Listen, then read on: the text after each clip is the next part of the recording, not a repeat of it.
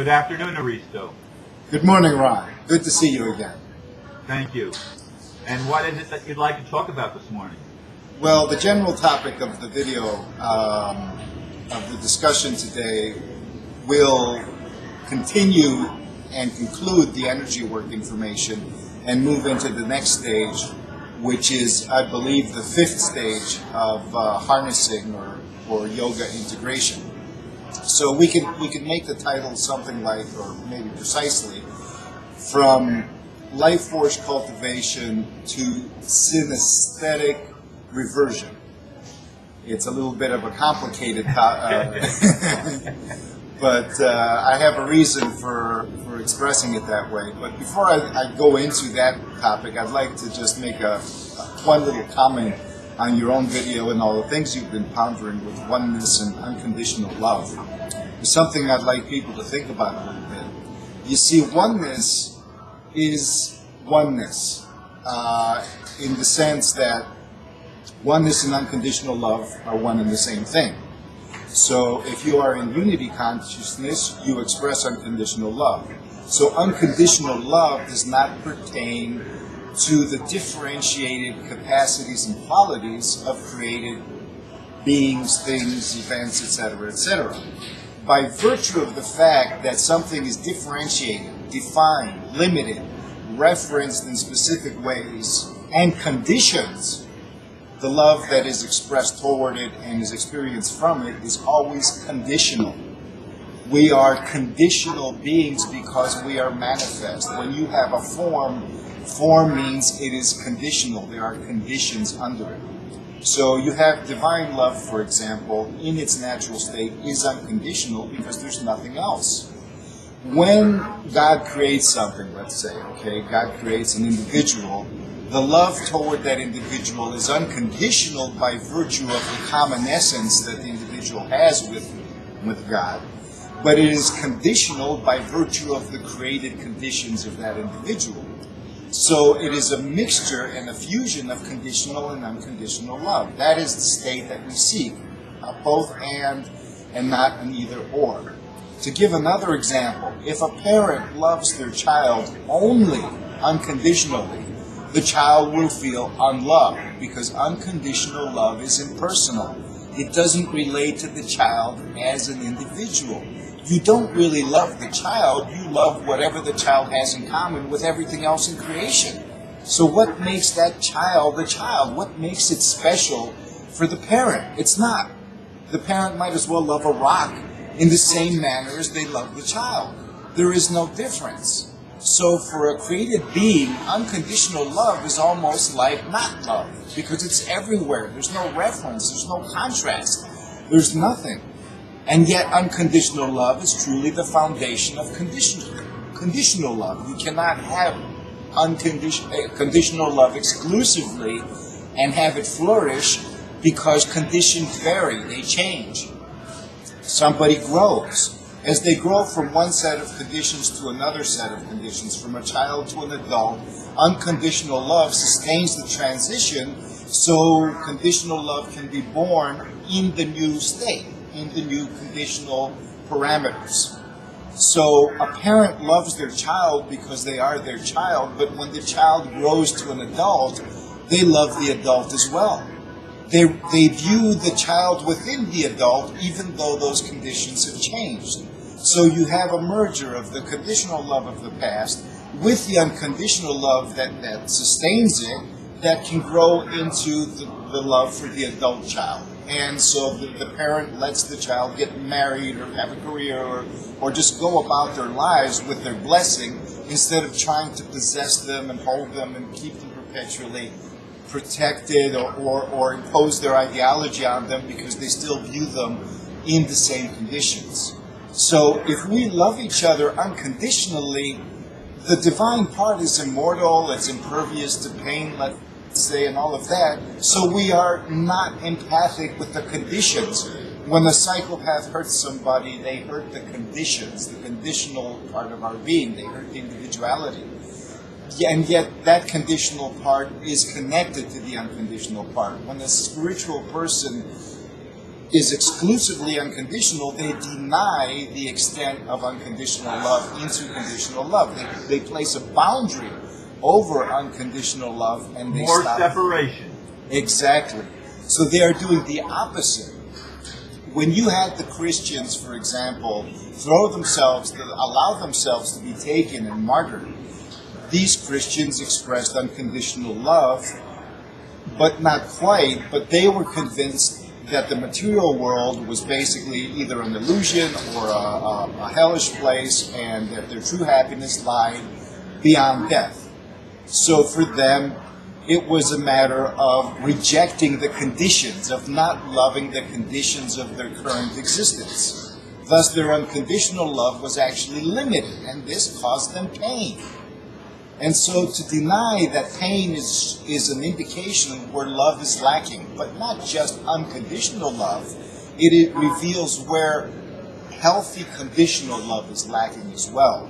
A true spiritual person is all-inclusive. So when these people tell us to be neutral and not care, they're basically compassionate for the psychopath, but they're not compassionate for the victim.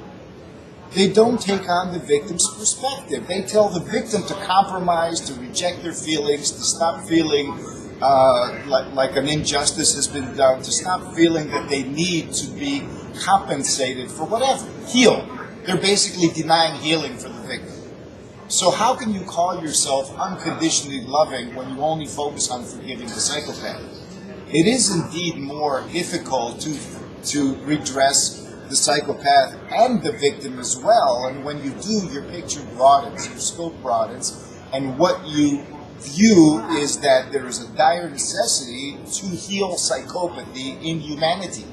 So there are no more psychopaths, but there are immediate steps to take, and there are long-term steps to take. It's not just a one-size-fits-all solution of just, let's just all be like this. Every situation is different. One person mentioned that, well, how can you talk about, even though I mentioned the word redress, they said, well, that's just the same as judgment, and it's still subjective. My redress is different than your redress. Well, then you're denying human society. The person had an image with a loved one, I don't know which one was there, the spouse or the other one, or a sister or something. So why are you with another person if you're so subjective that your justice and her justice are different things? If there is no overlap in our humanity, then we cannot speak of justice. Individualized, exclusively subjective justice is not justice, that's preference. That's our free will. A free will society takes that into account. The pursuit of happiness is individual. Nobody messes with you in a free will society when you go for life, liberty, and the pursuit of happiness. How you choose to do it. However, you must take into account the overlap between your experience and the experience of other human beings. You do not need to restrict yourself because of that overlap. Overlap means common qualities.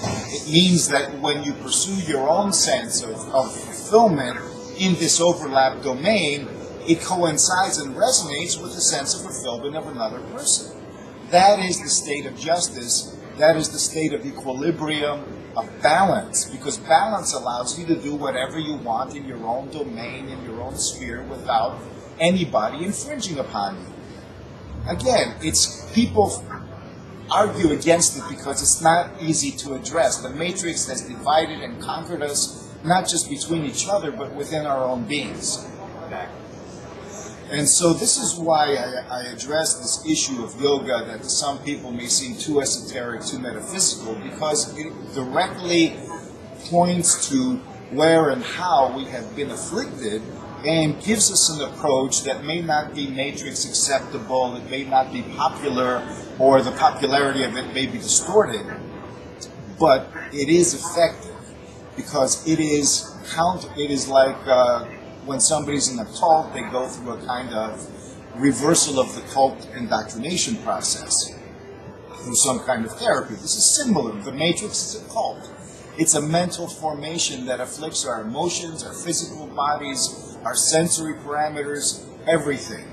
But the key of it is the mental formation, which is not just cognitive. It is actually where the mental links into the energy body, links into the physical body, links into the sensate and emotional and everything, and links into other people.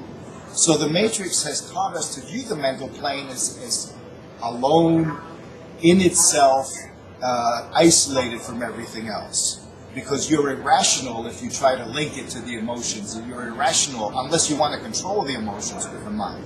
You're irrational unless you try to say that the body isn't really just a body, it's a body-mind. It's body-mind, emotion, energy. It's one continuum. Because it serves them to tell us that. They practice all kind of occult stuff and they're doing scientific research that contradicts what they're telling us. They're going into, but they can't because they're not creative. And so they have double reason to undermine our own potentials. They're afraid. And the thing is that Providence has put its own hand in the historic process, so people who practice esoteric potentials, who engage in esoteric possibilities, are not persecuted these days. There are no witch hunts. At most, if you're obvious about it, then they might lock you up in an institution or call you crazy or discredit you, but you don't need to be obvious about it. It's an internal dynamic that affects your behavior and allows you to move through the matrix but not be of the matrix. And in this way you can help liberate others and resonate. So I believe this whole scientific thing, it's almost like the psychopaths were given a carrot of technological power so they can turn away from all the esoteric monopolization that they have done in the past, and thus allow us to engage in something that they will not hunt us down for. The exception is the religious domain, but look at the psychopaths. They're trying to undermine the religions even as they were trying to reinforce them before. In fact, they don't even know what they're doing there. On the one hand, they're trying to push people to become more fundamentalist, and on the other, they're trying to negate fundamentalism. So this kind of chaos allows people with the potential for individual liberation and free thinking to navigate in a way that's, I post on YouTube and, of course, through your videos, but also Google, Gmail, all of this. This is all probably read. But I'm sure that this is low priority in terms of those who look at the information. It doesn't seem to be affecting anybody. It doesn't seem to have any hits. And that's the way I intend it to be, because the effects are indirect. There may be 10 people who take what I'm saying to heart and actually do the processes, but these 10 people are going to establish a resonant field that's going to affect another 100 people. And there may be one word out of 1,000 that I say is going to hit somebody and turn them into a completely different direction, even though they may not be aware of it. Of course, this won't have me be recognized as any influence, but that doesn't matter. It's the results that count as far as I'm concerned. I feel that there is an effect. The effect does not need to be dramatic. In fact, it behooves us, and it is in our best interest at this stage, to avoid overt dramatism in our attempts to navigate the crisis. And that will bring us into a state that, for example, people say, let's grab our guns and go, and this, unless we do overt revolution. Well, the psychopaths are intuitively blind. They need computer algorithms and psychics and all these things in order to predict things. They have no personal intuition, really. When you're a parasite, all you have is the anguish of your victim. And so that's not going to tell you anything except, reveal how powerful you are in the face of causing that anguish. So these people basically, they can't appreciate, and they've got locked into their own dreams of grandeur and trying to convince themselves that we are inferior. So in that sense, basically, but again, to somebody who is connected energetically to their environment, they can feel the nuances of everything that they think and everything that they say, because there's always a reaction. For example, I'm speaking these things to you, and I'm in tune to a certain continuum that connects with psychopathic consciousness, a collective continuum, call it something like that. Now, if I can feel where the expression is flowing, but as soon as it hits a snag, as soon as my mind feels like it's getting muddled in a certain way, or there's a kind of glitch somewhere, then I feel that, this has hit a point where the resistance of the matrix is actually alerted to what I'm saying. So I can shift around it, I can approach it, I can even move to say, okay, this is something that needs healing, and it's only a little localized thing, and I can heal this now, and I can move or smooth it out. It's a way of navigating that cannot be taught directly. So what helps is to be able to learn certain approaches that most spiritual people think they're engaging in, that will allow you to make your own subtle decisions. And then you can choose exactly how much drama you really need and how much drama really expresses who you are. Drama that is knee-jerk is not constructive. We tend to say we need this, we need that, because it's easier, because we've been retarded to the point that we cannot discern the nuances of our own perspective and connect these with the nuances of another person's perspective. We want to be on the same page in an obvious manner, but we can be on the same page in a very nuanced manner. We can understand our own individual desires, but we can also understand exactly the nature of the overlap and the nature of the imposition of the matrix upon the overlap with another person or with a group of people. These things are mapped out quite obviously to somebody who has awakened their internal discernment. And this is where my topic actually begins today, because it is synesthetic inversion, or reversion actually, is going back to the essence of where all of your senses originate. This is a fundamental dynamic of yoga integration. It's expressed in some way in all of the traditions, but it's usually coded to the point that, you can't even understand what they're saying. They express it symbolically. But Peter Van Runt, had expressed a synesthetic experience where all his senses overlapped and became a single sense.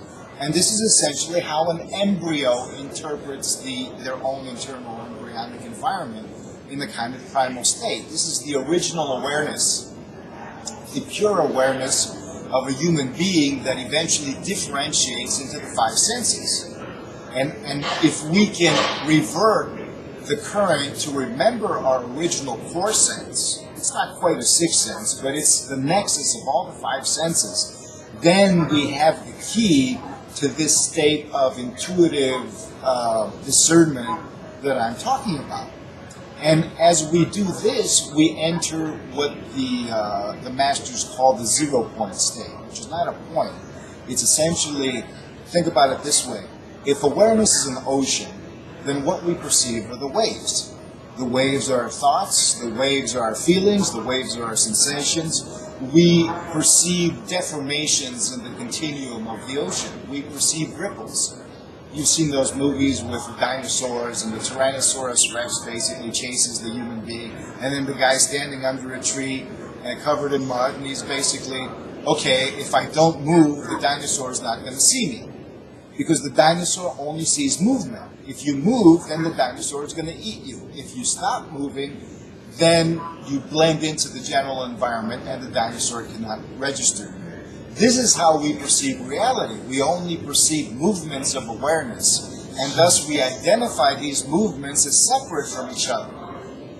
It's not about pieces, places, or things. It's about how these people, places, or things register as our own awareness. And so we essentially, if we can shift our attention from the waves back to the ocean, if we experience the whole essence of the oceanic awareness that permeates us, that outpours from us, that comes and flows into us from the environment, then basically we can generate waves.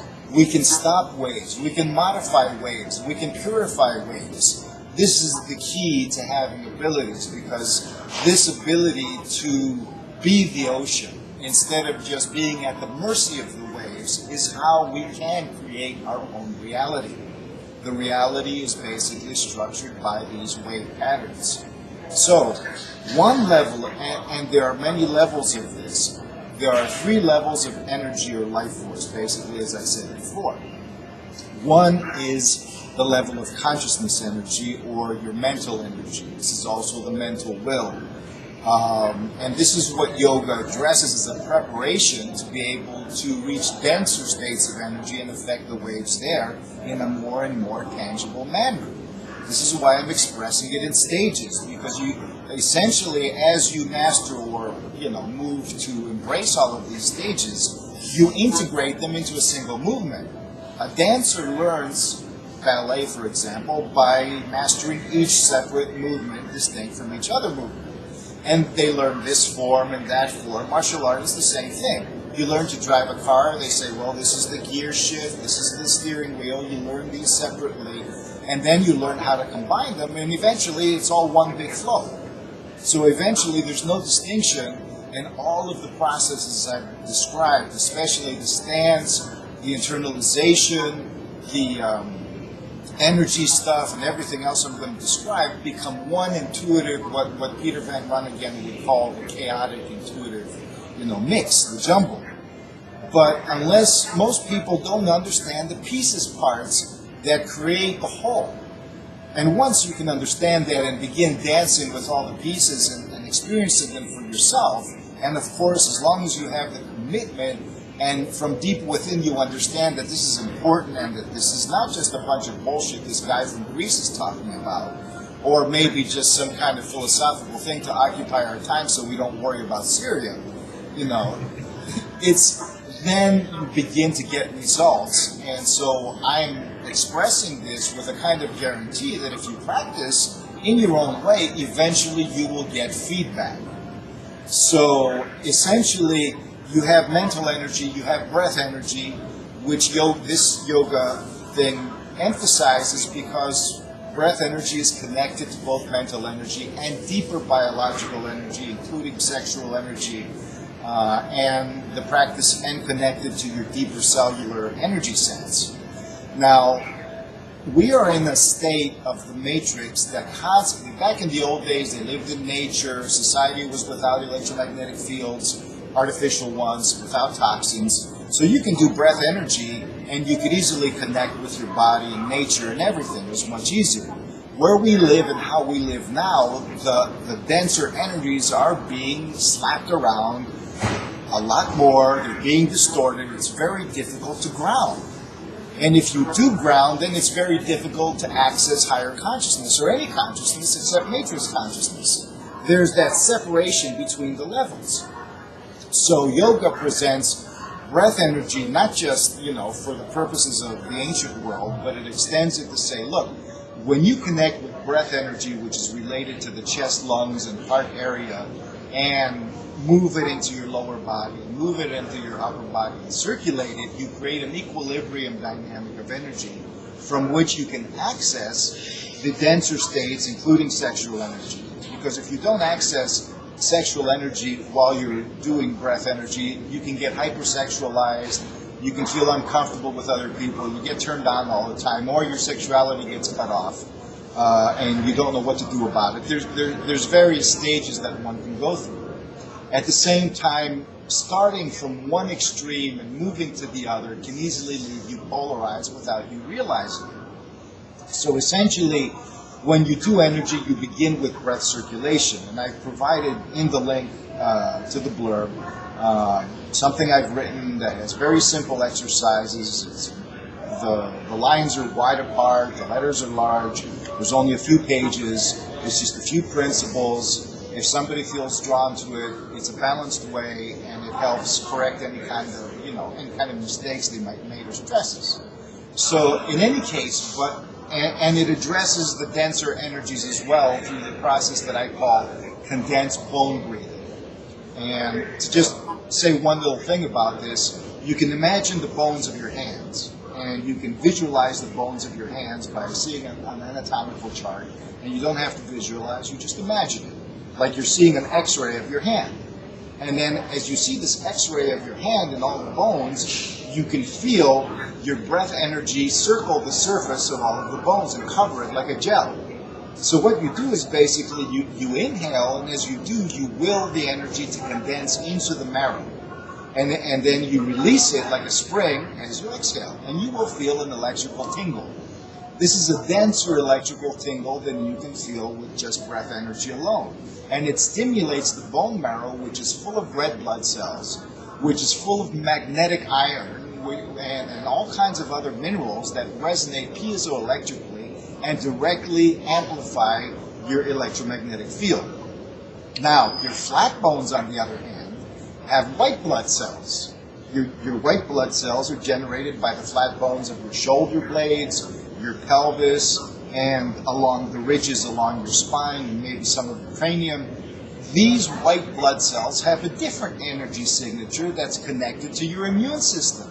These guys gobble up foreign organisms. So when you expand your etheric body from your shoulder blades, it expands out like wings, like a radar dish that catches the energies coming into you before they impinge upon your body and do damage, and it gobbles up all of the foreign harmful things without denying anything. This is what the psychopaths do in a different way, because their energy bodies look reptilian because they're generated by sacrifice. They're generated by causing suffering and absorbing the etheric field of other organisms like a cancer absorbs cells. And this cancer tumor shriveled up version is the demonic bat-wing reptilian type of body. But in the normal human being, the healthy human being who is integrated, it is a rainbow body. And so, but this is a process that requires a lot of application, a lot of neuroplastic adaptation, a lot of epigenetic awakening. What I'm providing is the first step to guarantee that your higher self, ego, your energy, and your physical body are on the same page as you move through it. So because it's a natural process, but you need to be all there to a certain extent. You don't have to be God to be Christ. Let's put it that way. You don't have to be one with the universe and have all these God abilities. You can be Christ-like in the sense of basically awakening this inner anointed dynamic that gives you the authority, cosmically speaking, to activate yourself in this manner. The psychopaths, their ancestors, their shamanic ancestors who felt they weren't worthy or whatever, went through this without this. Authority is not really the right word, but without fulfilling all the conditions, without doing it in a healthy manner. They cut corners. They denied themselves. They were afraid of all of these things of the shadow and became possessed by the shadow, and so the shadow was doing it in the end. And this yeah. About 2.5 minutes, we'll be at 30 minutes, just to give you an idea of where we are time-wise. Okay, so thankfully the title of this was From Energy Work into Synesthetic Inversion. I've expressed basically the key to energy work, where if you just do rudimentary, you don't need to get advanced in energy work. Just enough to give you a sense of your mental, your awareness energy, your consciousness energy in connection to the other forms of energy. And then you can slowly develop it at your own pace, and you'll get information if you ask for it. All I've learned that was really helpful to me after I've done years and years of progression that was compromised by all this distortion and misunderstanding came from, I said, look, man, I don't have time to keep buying books. I don't have the money. I don't have the resources. I live in Greece, I'm changing my thing. I just want to look on the internet. Anything I find that is free is going to be the most advanced information, what I need, and this was like impossible because nobody gives free information.